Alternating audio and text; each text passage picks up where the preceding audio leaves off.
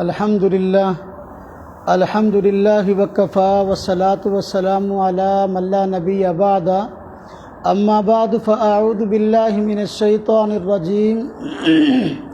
بسم اللہ الرحمن الرحیم وَإِن كُنتُم فِي رَيْبٍ مِّمَّا نَزَّلْنَا عَلَىٰ عَبْدِنَا فَأْتُوا بِسُورَةٍ مِّن مِّثْلِهِ وَادْعُوا شُهَدَاءَكُم مِّن دُونِ اللَّهِ إِن كُنتُم صَادِقِينَ فَإِن لَّمْ تَفْعَلُوا وَلَن تَفْعَلُوا فَاتَّقُوا النَّارَ الَّتِي وَقُودُهَا النَّاسُ وَالْحِجَارَةُ أُعِدَّتْ لِلْكَافِرِينَ قال النبي صلى الله عليه وسلم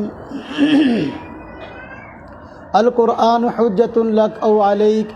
آمنت بالله صدق الله العظيم وصدق رسوله النبي الكريم ونحن على ذلك من الشاهدين والشاكرين والحمد لله رب العالمين۔ ایک مرتبہ سب حضرات درود شریف پڑھ لیں۔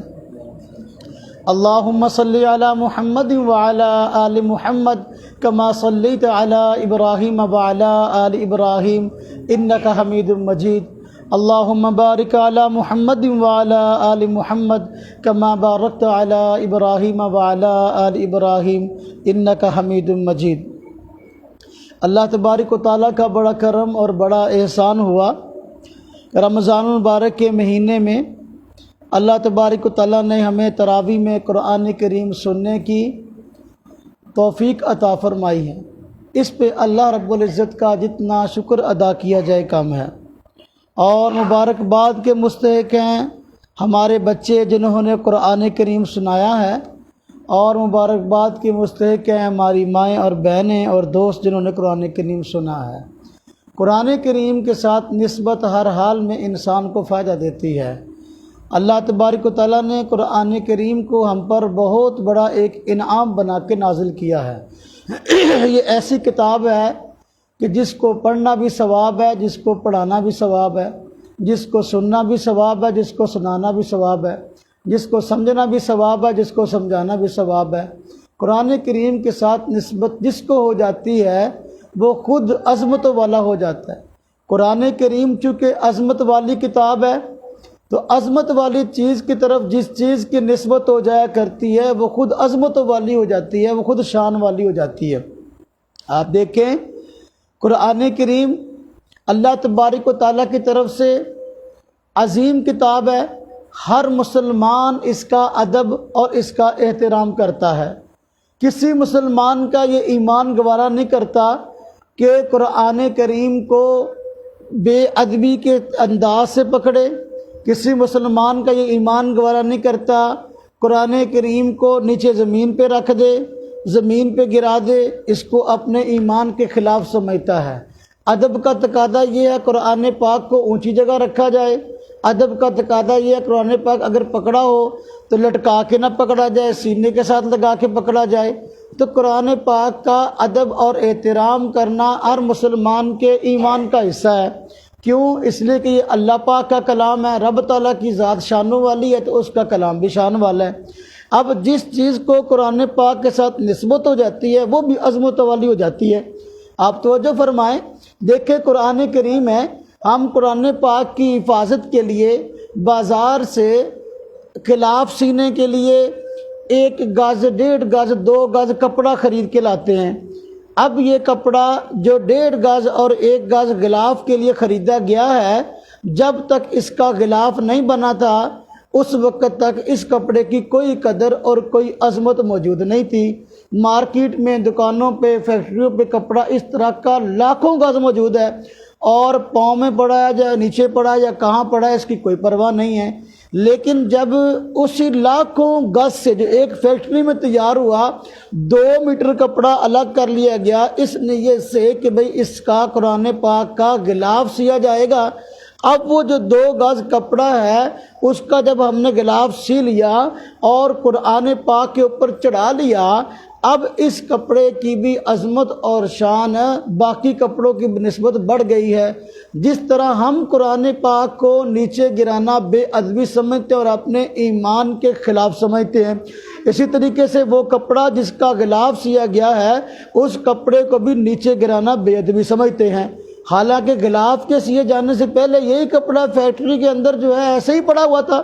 لیکن چونکہ غلاف کے سیے جانے سے پہلے اس کپڑے کی نسبت قرآن سے نہیں ہوئی تھی، اس لیے اس کا کوئی ادب اور احترام نہیں تھا، لیکن جب اس کپڑے کا غلاف سی لیا گیا تو اس کی نسبت قرآن سے ہو گئی۔ اب جو ہے جس طرح قرآن پاک کو نیچے گرانا بے ادبی سمجھتے ہیں، اسی طریقے سے اس غلاف کو قرآن پاک کے کپڑے کو نیچے گرانا بھی اس کی بے ادبی سمجھتے ہیں۔ تو دیکھو کپڑے کو قرآن پاک سے نسبت ہو گئی ہے تو اللہ تبارک و تعالیٰ کی نظر میں اور بندوں کی نظر میں یہ عظمت والا ہو گیا ہے۔ تو اس طرح جس کو بھی، جس چیز کو، جس شخص کو، جس ذات کو قرآن کریم کے ساتھ نسبت ہو جاتی ہے وہ بھی عظمت والا ہو جاتا ہے۔ جو بچہ قرآن پاک کو سیکھتا ہے، طالب علم ہے، تو وہ قرآن پاک کو سیکھنا شروع کر رہا ہے، اس کی قرآن سے نسبت ہو گئی ہے، اب وہ بچہ دنیا کے تمام بچوں سے افضل ہو گیا ہے۔ جو بندہ قرآن پاک کو سیکھ چکا اور سکھانا شروع کر دیا ہے وہ بھی کائنات کے تمام انسانوں سے افضل ہو گیا۔ حضور نبی پاک صلی اللہ علیہ وسلم کا فرمان ہے، خیرکم من تعلم القرآن وعلمہ، تم میں سے سب سے بہترین، افضل ترین بندہ وہ ہے جو قرآن کو سیکھتا اور سکھاتا ہے۔ حالانکہ جو بندہ قرآن کو سیکھتا ہے یا قرآن پاک کو سکھاتا ہے اس کے جسم کے اعضاء بھی تو اتنے ہی جتنے کے دوسرے لوگوں کے ہیں، اس کی بھی ایک ناک ہے، اس کی بھی 2 آنکھیں ہیں، اس کے بھی 2 ہاتھ ہیں، اس کی بھی 2 ٹانگیں ہیں، اس کا بھی ایک دھڑ ہے، ہاں جی، اس کا بھی ایک دل ہے سوچنے کے لیے۔ وہی جو پرزے عام انسان کے ہیں وہی پرزے اس انسان کے ہیں۔ تو پھر کیا وجہ ہے کہ یہ انسان دوسرے انسانوں سے افضل ہو گیا ہے، دوسرا انسان افضل نہیں ہے؟ صرف وجہ یہ ہے کہ اس کی نسبت قرآن کے ساتھ جڑ گئی ہے۔ قرآن عظمتوں والی کتاب ہے، اس کی عظمت ہے، تو اس بندے نے جس نے قرآن سیکھنا شروع کیا نسبت کی وجہ سے یہ بھی افضل ہو گیا۔ جس بندے نے قرآن سیکھ کر سکھانا شروع کیا تو وہ اس بندے کی نسبت قرآن کی طرف ہوئی تو وہ بھی افضل ہو گیا۔ تو میرے بھائیوں یہ عظمتوں والی کتاب ہے۔ تو دیکھو جس کی نسبت قرآن کی طرف ہو جاتی ہے تو قرآن پاک کو یاد کر لیتا ہے، اس کو حافظ قرآن کہتے ہیں۔ ایک عام بندے کی اتنی عزت اور قدر نہیں ہوتی معاشرے کے اندر جس طرح کہ ایک حافظ قرآن کی ہوتی ہے۔ حافظ قرآن جہاں سے گزرتا ہے لوگ ادب سے اس کا نام لیتے ہیں اور ادب سے اس کو حافظ صاحب کہتے ہیں۔ اس کے ساتھ مصافحہ کرنا، ہاتھ ملانا یہ اپنی سعادت سمجھتے ہیں اور بس اوقات اس سے دعا کی بھی درخواست کرتے ہیں، حافظ صاحب میرے لیے دعا کرنا۔ اب یہ بندہ جو حافظ صاحب ہے قرآن پاک کو حفظ کیا ہے تو اس کو دعا کا کیوں کہا جا رہا ہے؟ اس کے ساتھ مصافحے کو، ہاتھ ملانے کو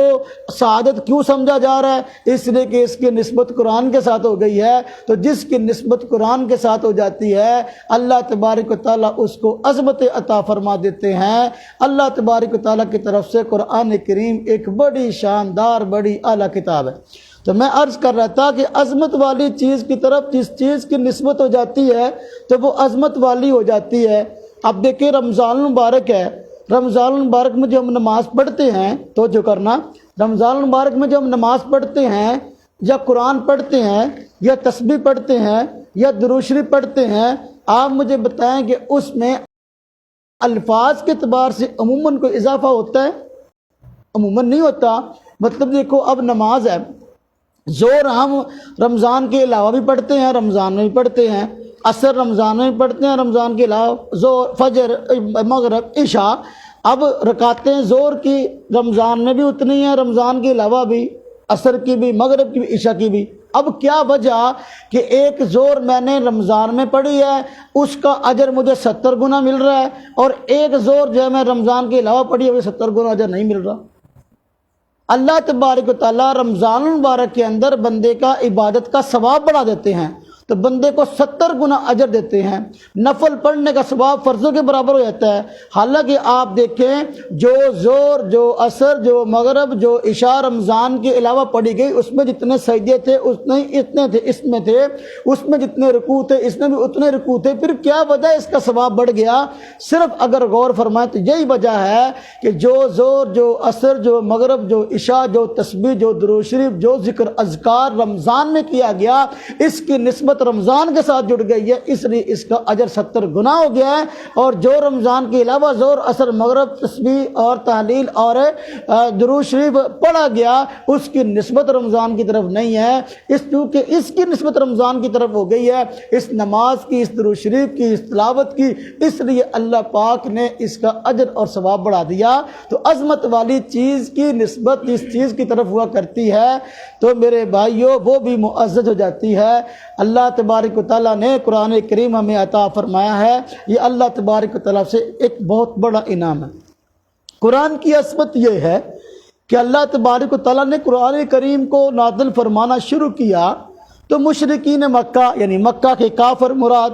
تو وہ قرآن پاک کی بھی مخالفت کرتے تھے اور حضور نبی پاک صلی اللہ علیہ وسلم کی مخالفت بھی کرتے تھے۔ نعوذ باللہ آپ کو بھی جھوٹا کہتے اور قرآن کو بھی جھوٹا کہتے۔ اللہ تبارک و تعالیٰ نے قرآن پاک کے اندر حضور نبی پاک صلی اللہ علیہ وسلم کا سچا نبی ہونا بیان کیا، قرآن کا سچی کتاب ہونا بیان کیا۔ اللہ پاک فرماتے یاسین والقرآن الحکیم، قسم ہے قرآن پاک کی۔ قرآن پاک ایک معزز کتاب ہے، اس لیے اللہ پاک اس کی قسم کھا رہے ہیں۔ دیکھو نا، ہم قسم کھاتے ہیں، اللہ کی قسم کسی بڑی چیز کی کھائی جاتی ہے۔ قرآن پاک عظمت والی کتاب فرمایا والقرآن الحکیم، قسم ہے قرآن کی، فرمایا انک لمن المرسلین، بے شک آپ اللہ کے رسولوں میں سے ہیں، علی صراط مستقیم، اور سیدھے راستے پہ بھی ہیں۔ آپ سیدھے راستے پہ بھی ہیں، آپ اللہ کے رسول بھی ہیں، قرآن پاک عظمت والی کتاب بھی ہے، لیکن آپ کے مخالف، لیکن قرآن کے مخالف مشرکین مکہ اور کافر نہ یہ صراط مستقیم پہ ہیں نہ یہ سچے ہیں۔ اب دیکھیں مشرکین مکہ یہ کہتے تھے کہ اللہ کے نبی صلی اللہ علیہ وسلم، حضور نبی پاک صلی اللہ علیہ وسلم سچے رسول نہیں ہیں، اور قرآن پاک جو کہتے ہیں اللہ پاک نے مجھ پہ نازل کیا، یہ اللہ کا کلام نہیں ہے بلکہ اس کو حضور خود بنا لیتے ہیں اور پھر کہہ دیتے ہیں مجھ پہ اللہ نے نازل کیا۔ یہ مکہ کے کافر کہتے تھے، ان کی سوچ تھی بھی قرآن سچی کتاب نہیں، اللہ کی وحی نہیں ہے اور اللہ کا کلام نہیں ہے، اللہ نازل نہیں کرتے بلکہ حضور خود بنا لیتے ہیں، گھاڑ لیتے ہیں اور پھر کہتے ہیں مجھ پہ اللہ نے نازل کیا۔ اللہ تبارک و تعالیٰ نے قرآن پاک کی عظمت کو، رکانیت کو یوں بیان فرمایا۔ اللہ پاک نے مشرکین مکہ کو کہا ہے مکہ والو تم سب عربی جانتے ہو، عربی دان ہو، عربی کے اندر بڑے ماہر ہو، اور اپنے علاوہ تم دوسروں کو عجم کہتے ہو، عجم کہتے ہیں گونگے کو، تو اگر تم عربی میں ماہر ہو، تم کہتے ہو یہ اللہ کا کلام نہیں ہے، تم سارے مل کر قرآن پاک کی طرح کا تم بھی ایک کتاب بنا کے پیش کر دو۔ اگر یہ کسی بندے کا بنایا ہوا کلام ہے، اللہ کا کلام نہیں ہے، تو سارے لوگ مل کر قرآن پاک کی طرح کا قرآن تم بھی بنا کے پیش کر دو۔ جب ان کو یہ بات کہی گئی، اب مشرکین مکہ چونکہ عربی جانی میں ماہر تھے، رات کو اکٹھے ہوتے، بڑے بڑے فصیح بلیغ لوگ عربی جاننے والے، قرآن پاک کے مقابلہ میں کلام بنانے کی کوشش کرتے، لیکن باوجود کوشش کے وہ نہ بنا سکے۔ اللہ پاک نے پہلے ہی فرما دی اللہ یاتون بمثلہ، یہ قرآن پاک جیسا اپنا کتاب اور کلام نہیں بنا سکتے، چنانچہ نہیں بنا سکے۔ اس سے قرآن کا کلام الہی ہونا ثابت ہو گیا اور وحی ہونا ثابت ہو گیا، حضور نبی پاک صلی اللہ علیہ وسلم کا اللہ کا نبی ہونا ثابت ہوا۔ جب یہ بات ہوئی، اللہ تبارک و تعالیٰ نے مشرکین مکہ کو مزید ذلیل کرنے کے لیے اور قرآن کی حقانیت کو بیان کرنے کے لیے اور ان کو دعوت دینے کے لیے کسی طریقے سے مسلمان ہونے والے بن جائے، اللہ پاک نے فرمایا چلو اگر پورے قرآن کی طرح تم قرآن نہیں بنا سکتے، کتاب نہیں بنا سکتے، تو قرآن پاک کے اندر ماشاءاللہ بہت ساری صورتیں ہیں، تم سارے عرب والے مل کر صرف 10 صورتیں بنا کے دکھا دو۔ فاتو بعشر سور مثلی، اگر یہ اللہ کلام نے کسی بندے کا ہے اور حضور نے بنایا جس طرح تم خود کہتے ہو، تو پھر تم بھی تو انسان ہو، تم بھی تو عربی جانتے ہو، عرب ہو اور فصیح بلیغ ہو، سارے عرب والے مل کر ایک بندہ نہیں، صرف 10 صورتیں قرآن پاک جیسی بنا کے دکھا دو۔ اب وہ لوگ بڑے ڈھیٹ اور شرمندہ ہوئے کہ دیکھو ہمیں پورا قرآن بنانے کا کہا گیا تو ہم نہ بنا سکے، اب تو صرف 10 صورتوں کی بات ہے، چلو مل کے کوشش کرتے ہیں، سارے مل کر 10 صورتیں بنا لیتے ہیں۔ رات کو مجلسیں لگتی اور بڑے بڑے فصیح و بلیغ لوگ اکٹھے ہوتے اور قرآن پاک کی طرح کی 10 صورتیں بنانی شروع کی، لیکن ایسا ہوا باوجود کوشش کے نہیں بنا سکے، اور پھر ڈھیٹ اور شرمندہ ہوئے کہ قرآن نے چیلنج کیا تھا اگر یہ اللہ کا کلام نہیں بندے کا، تم بھی بندے ہو، بنا کے دکھا دو، 10 صورتیں نہ بنا سکے۔ تو اللہ تبارک و تعالیٰ نے اب مزید ان کو ذلیل کرنے کے لیے قرآن قرآن کی حقانیت اور عظمت کو ثابت کرنے کے لیے اور اس کا کلام اللہ ہونا ثابت کرنے کے لیے اللہ تبارک و تعالیٰ نے قرآن پاک کے اندر پھر مشرکین مکہ اور کافروں کو چیلنج کیا کہ صرف قرآن پاک جیسی تم صرف ایک صورت بنا کے دکھا دو۔ آپ قرآن پاک میں 114 صورتیں ہیں، 10 کی بات بھی نہیں، پورے قرآن کی بات بھی نہیں، قرآن پاک جیسی صرف ایک صورت بنا کے دکھا دو۔ سارے عرب والے فرمایا وَإِن كُنتُمْ فِي رَيْبٍ مِّمَّا نَزَّلْنَا عَلَىٰ عَبْدِنَا، اگر تم کو شک ہے اس قرآن کے بارے میں جو ہم نے اپنے بندے حضرت محمد صلی اللہ علیہ وسلم پہ نازل کیا، اگر تمہیں شک ہے اس کے بارے میں فَأْتُوا بِسُورَةٍ مِّن مِّثْلِهِ، تو اس جیسی صرف ایک صورت بنا کے دکھا دو۔ پھر اللہ پاک نے جو انداز اختیار فرمایا نا قرآن کی تحدی، قرآن کی عظمت کو بیان کرنے کا، حقانیت کو، فرمایا وَادْعُوا شُهَدَاءَكُم مِّن دُونِ اللَّهِ، سارے عرب والے مل جاؤ اور ایک صورت بنا کے دکھاؤ، اور اس کے ساتھ ساتھ اپنے وہ جھوٹے معبود جو تم نے بنائے ہوئے ہیں، وہ بت جن کو تم پوجتے ہو، ان کو بھی ساتھ میں لا لو، تمہارے لیے مشکل گھڑی آ گئی ہے، تمہیں چیلنج کیا گیا قرآن جیسی ایک صورت بناؤ، سارے عرب والے مل جاؤ، اپنے جھوٹے خداؤں کو بھی ساتھ میں لا لو، ان کو کہو ہماری مدد کرو، اور سارے مل کر صرف قرآن پاک جیسی ایک صورت بنا کے دکھا دو۔ اگر تم ایک صورت بنا کے دکھا دو گے تمہاری بات پہ غور کر سکتے کہ یہ اللہ کا کلام نہیں ہے۔ اب جب ان کو کہا گیا صرف ایک صورت بنا کے دکھاؤ تو باوجود کوشش کے نہ بنا سکے، بلکہ رات کو اکٹھے ہوتے، ایک بندہ اگر کوئی عربی کلام بناتا، قرآن پاک کی طرح کی صورت بنانے کی کوشش کرتا، تو دوسرا بندہ انہی میں سے کھڑا ہو جاتا، وہ کہتا تو نے جو کلام بنایا یہ تو قرآن کے مقابلے میں ہے ہی نہیں، تو بڑا چوڑ کلام ہے، پنجابی جب کہہ دیجیے نا، بڑا بکواس کلام ہے، قرآن کا مقابلہ نہیں کر سکتا، اور بنائے کوئی دوسرا بندہ کلام بناتا۔ ہاں جی، ایک نے کہا الفیل ملفیل، اس طرح کی روایت ملتی ہیں۔ ہاں جی، ہاتھی کیا ہے ہاتھی، اس طرح کا، دوسرے کا کیا بکواس ہے، یہ کون سا کلام ہے، قرآن کے مقابلے میں کوئی اس کی عظمت نہیں ہے۔ تیسرے نے پھر بنایا، چوتھے نے ٹوک دیا، یعنی مطلب ہے کہ رات کو خود بنانے کے لیے بیٹھتے اور آپس میں ہی اس پہ ایگری نہ ہوتے کہ یہ قرآن کے مقابلے کا ہے، باوجود کوشش کے ایک صورت بھی نہ بنا سکے۔ قرآن کریم میں اللہ پاک نے پہلے ان کو بتا دیا تھا فَإِن لَّمْ تَفْعَلُوا، اگر تم ایسا نہ کر سکو، کوشش کے باوجود ایک صورت نہ بنا سکو، فرمایا وَلَن تَفْعَلُوا، اور مستقبل میں تم کبھی اس طرح کر نہیں سکتے، کبھی نہیں ہو سکتا کہ تم قرآن پاک جیسی ایک صورت بنا کے دکھاؤ۔ اللہ پاک نے پہلے ہی کہہ دیا، فرمایا پھر او خدا دا خوف کرو، فاتقوا النار التي وقودها الناس والحجارہ، اس دوزخ کی آگ سے کیوں نہیں ڈرتے جس میں تمہارے جیسے انسان ڈالے جائیں گے، اور وہ پتھر جن کو تم معبود سمجھ کے پوچھتے ہو ان کو بھی دوزخ میں ڈال دیا جائے گا، تم بھی دوزخ میں جاؤ گے، تمہارے وہ پتھر کے بنائے ہوئے معبود وہ بھی دوزخ میں جائیں گے، وہ اپنے آپ کو نہیں بچا سکیں گے، تمہیں کیسے بچائیں گے؟ اس لیے تم اللہ سے ڈرو۔ چارجنگ ہوگی ہماری تو ہے، پھر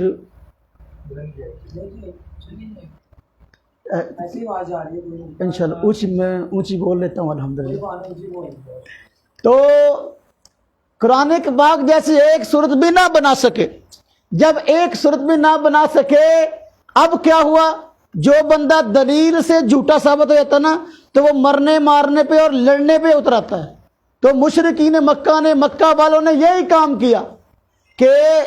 اب جب دلیل سے آ رہی ہوگے ایک صورت بھی قرآن کے مقابلے میں نہ بنا سکے تو اب لڑنے پہ آ گئے، اب تکلیفیں دینے پہ آ گئے۔ حضور نبی پاک صلی اللہ علیہ وسلم کو بھی تکلیفیں دے رہے ہیں، صحابہ کرام کو بھی دے رہے ہیں، کبھی آپ کے اوپر اوجڑیاں پھینک رہے ہیں، کبھی آپ کے رستے میں کانٹے بچھا رہے ہیں، کبھی آپ کو پتھر مار رہے ہیں، کبھی جنگوں کے لیے سامنا کر رہے ہیں، بدر کے میدان میں، کبھی احد کے میدان میں، کبھی خندق کے موقع پر آپ ہزاروں کی تعداد میں اکٹھے ہو کر اپنا جان اپنا مال لٹانے کے لیے تیار ہو گئے۔ قرآن نے تو بڑی آسان بات کہی تھی، اگر اسلام کو جھوٹا ثابت کرنا چاہتے ہو، قرآن کو جھوٹا ثابت کرنا چاہتے ہو،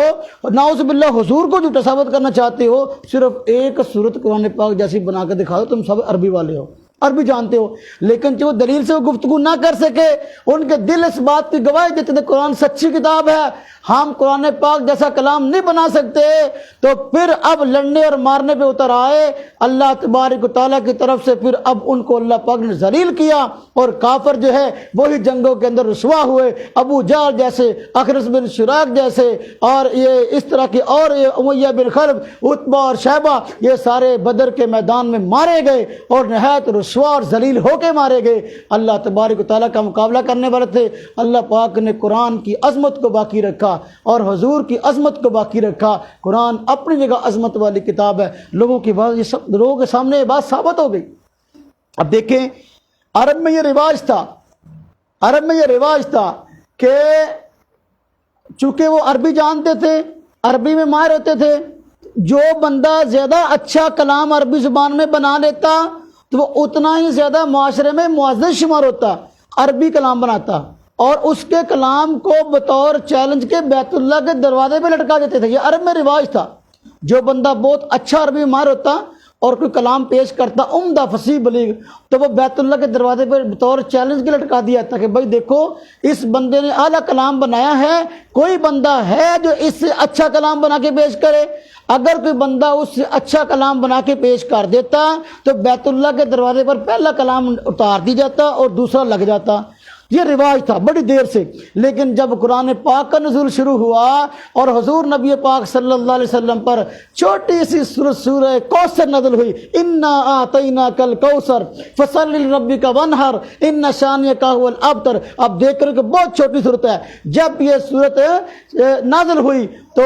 اس وقت کیا ہوا، عرب کا ایک بہت بڑا عربی دان تھا، شاعر، اس کی بہن نے بطور چیلنج کے بیت اللہ کے دروازے پر اپنے بھائی کا کلام لگایا ہوا تھا۔ ایک عرصہ گزر چکا تھا، کسی بندے نے اس سے عمدہ کلام نہیں بنایا تھا اور وہ بطور چیلنج کے لٹکا ہوا تھا، لیکن جب اس کو پتہ چلا اس شاعر کی بہن کو کہ محمد صلی اللہ علیہ وسلم پر یہ کلام نازل ہوا انا اعطیناک الکوثر والا، تو اس نے مارے شرم کے جا کر بیت اللہ کے دروازے سے اس تختی کو اتار لیا اپنے بھائی کلام کو، اور اس کے بعد اب قرآن پاک ایسا کلام وجود میں آ چکا تھا کہ اس سے عظمت والا کلام کوئی نہیں تھا۔ تو اب یہ رواج ہی ختم ہو گیا عربوں کے اندر، کوئی بندہ اچھا کلام بنائے اور اس کو بیت اللہ کے دروازے پہ لٹکائے، یہ رواج ہی ختم ہو گیا۔ کیوں رواج کیوں ختم ہوا؟ اس لیے کہ قرآن پاک سے افضل کلام کوئی آیا نہیں،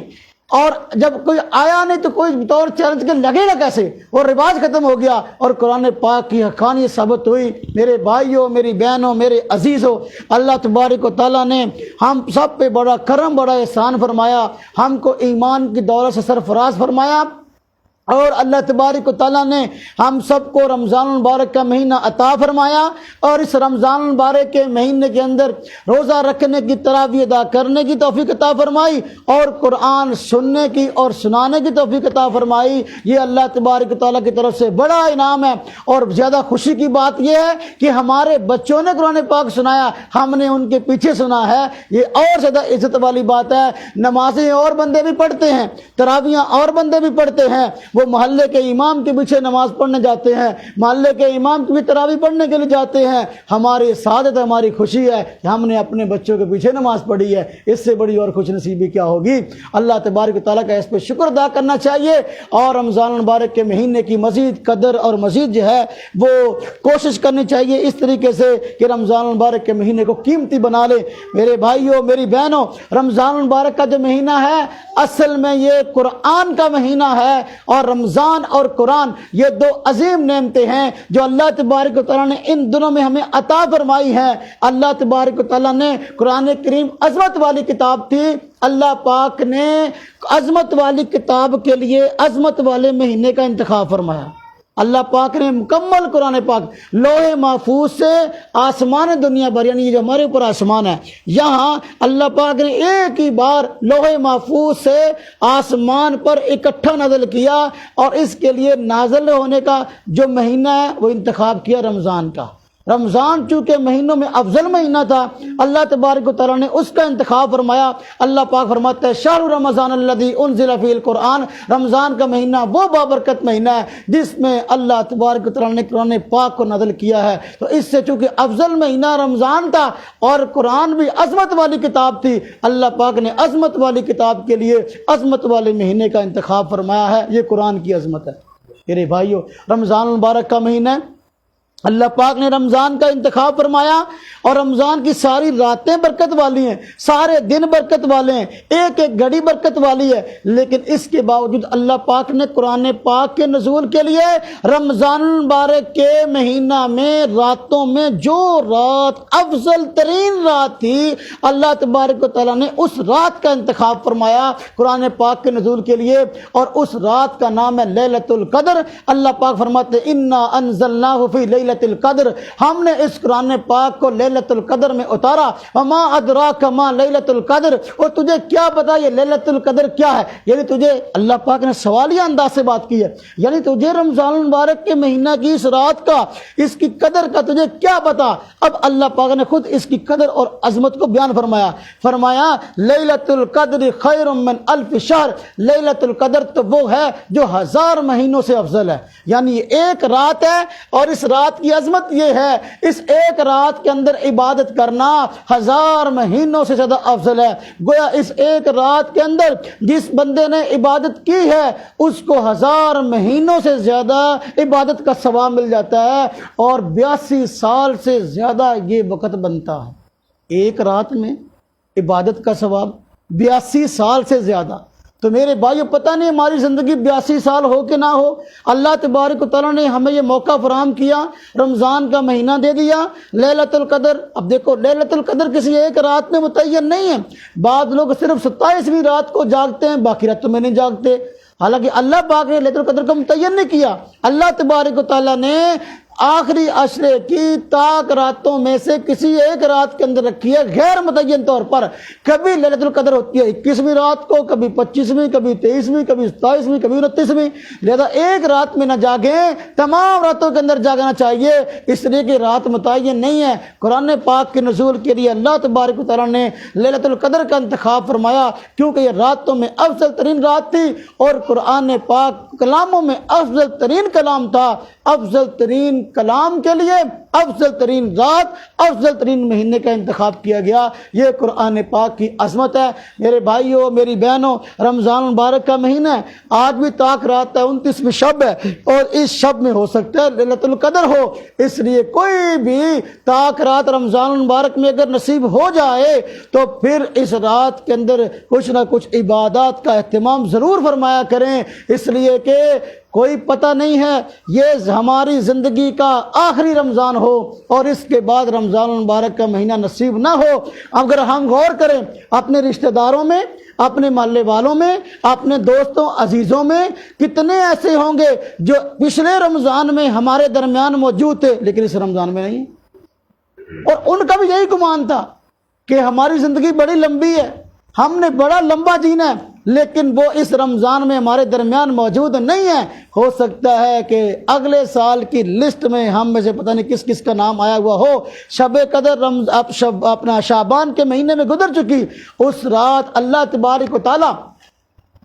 جتنے لوگوں نے اگلے سال مرنا ہے ان تمام کی لسٹ حضرت اسرائیل کو دے دیتے ہیں۔ اب وہ لسٹ حضرت اسرائیل کو دے دی گئی ہے کہ جن لوگوں نے اگلے سال فوت ہونا ہے، پتہ نہیں اس لسٹ کے اندر ہم میں سے کس کس کا نام ہے۔ اللہ تبارک و تعالیٰ نے اگر یہ رمضان کا مہینہ دیا ہے تو ہمیں چاہیے اس کی قدر کرنے والے بن جائیں۔ حضور نبی پاک صلی اللہ علیہ وسلم کا فرمان ہے، آپ فرماتے ہیں کہ بسا اوقات بندہ اس دنیا کے اندر لمبی امیدیں لگا کے اپنے کام میں لگا ہوتا ہے۔ مثلا فرمایا کہ ایک بندہ ہے، لمبی امید کے ساتھ اس نے ایک زمین خریدی ہے، اور زمین کے اندر جو ہے اس نے زمین کو تیار کر کے باغ لگانا شروع کیا ہے۔ اس کی امید یہ ہے کہ یہ باغ بڑا ہوگا، یعنی پودے بڑے ہوں گے، پھل پھول آئیں گے، اور میں بڑے مزے کے ساتھ اس کے پھل کھایا کروں گا۔ حضور نبی پاک صلی اللہ علیہ وسلم فرماتے ہیں بندہ باغ لگا رہا ہوتا ہے اور اس امید سے کہ اس کا پھل کھاؤں گا، اس کا کفن بازار کے اندر آ چکا ہوتا ہے، اس کی موت کا فیصلہ ہو چکا ہوتا ہے، وہ لمبی امیدیں قائم کیے بیٹھا ہے۔ فرمایا بندہ بسا اوقات بسا اوقات بڑی بڑی عمارتیں، بڑی بڑی بلڈنگیں، کوٹھیاں بنا رہا ہوتا ہے، بڑا مکان بنا رہا ہوتا ہے، اور امیدیں ہوتی ہیں بھئی 3 منزلی 4 منزلی مکان، عالی شان کوٹھی، اس میں ہر طرح کی آسائشیں، ہر طرح کی سہولیات ہوں، کسی قسم کی پریشانی نہ ہو، یہاں رہنے کے اندر بندہ عالی شان بنگلہ بنا رہا ہوتا ہے، لیکن اس کا کفن بازار میں آ چکا ہوتا ہے، جو کئی سالوں کے محنت کے بعد اس کا وہ بنگلہ مکان بنتا ہے، ابھی اس میں رہنا نصیب نہیں ہوتا کہ اس کی موت کا وقت آ جاتا ہے۔ تو میرے بھائیوں، یہ وقت، یہ رمضان کا مہینہ، یہ طاق راتیں، یہ گھڑیاں، یہ بڑی معزز، بڑی عزت والی، بڑی قدر والی ہیں۔ جی تو چاہتا ہے کہ اس رات میں ہم ساری رات ہی دین کی بات کرتے رہے، ساری رات ہی دین کی بات سنتے رہے، لیکن چونکہ ہم سب کے ساتھ مشغولیات لگی ہوئی ہیں، صبح کو بھی سارے نے اپنے اپنے کام کرنے ہیں، تو لہذا جتنی بات ہو گئی ہے، اللہ تبارک و تعالی ہمیں اس کی قدر کرنے کی توفیق عطا فرمائے، اور ہمیں قرآن پاک کو سمجھنے کی، پڑھنے کی اور سننے کی، سنانے کی، سمجھنے کی، سمجھانے کی اللہ تبارک و تعالی توفیق عطا فرمائے، اور اللہ تبارک و تعالی آئندہ بھی ہمیں جو ہے اس طرح کی خیر کی مجالس قائم کرنے کی توفیق عطا فرمائے۔ ہمارے بچوں نے قرآن پاک سنایا ہے، انہوں نے، اللہ تبارک و تعالی آئندہ بھی ان کو سنانے کی توفیق عطا فرمائے، اور اللہ تبارک و تعالی جو ہے اس کی برکات ہمارے گھر بار جان مال عزت میں جو ہے اللہ پاک جو ہے نازل فرمائے۔ وآخر دعوانا الحمدللہ رب العالمین۔